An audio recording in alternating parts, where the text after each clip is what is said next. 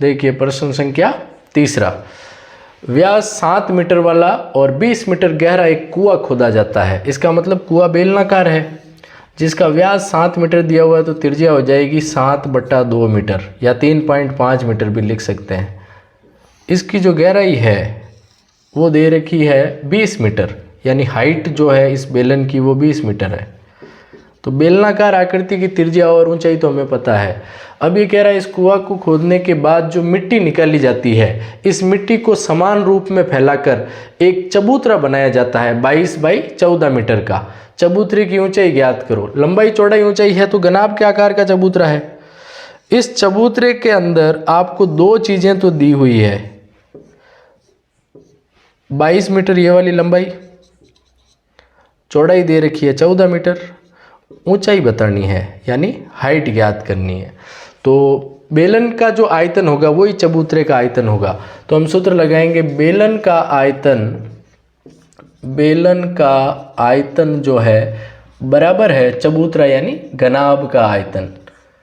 घनाभ का आयतन, बेलन के आयतन का सूत्र होता है पाई r²h, घनाभ का लंबाई गुणा चौड़ाई गुणा ऊंचाई LBH।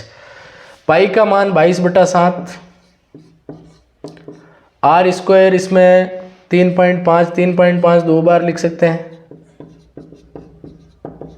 और h ऊंचाई इसकी 20 मीटर। इधर है लंबाई इंटू चौड़ाई इंटू ऊंचाई, तो लंबाई इसकी 22 मीटर, चौड़ाई 14 मीटर और ऊंचाई हमें ज्ञात करनी है, तो h का वापस h लिख दो। अब वो 22 और 14 गुणा में है, उसको इसके बटा में भेज देते हैं, भाग में आ जाएंगे।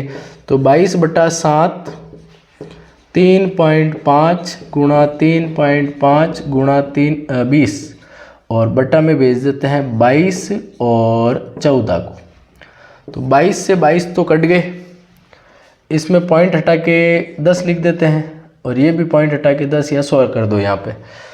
अब देखो 1 0 से 1 0 भी कैंसिल हो गया, इधर h बच गया। 7 से 35 कट रहे हैं 5 बार। अब जो संख्या बची वो एक बार लिख देता हूँ मैं, 5 गुणा 35 गुणा 2 और बटा में बचे हैं 14 गुणा 10 बराबर h। अब 7 से 14 कट रहे हैं, 7 का पहाड़ा 2 बार बोलने पर 14, 7 का पहाड़ा 5 बार बोलने पर 35, 2 से 2 भी कट रहे हैं। तो अब अपने पास ऊपर बचा 5 × 5, 5 को 5 से गुणा करने पर 25 और उसमें भाग देना है 10 का, तो आ जाएगी h।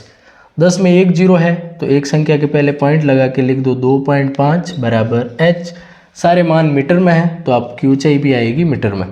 अतः उस चबूतरे की ऊंचाई कितनी होगी? 2.5 मीटर।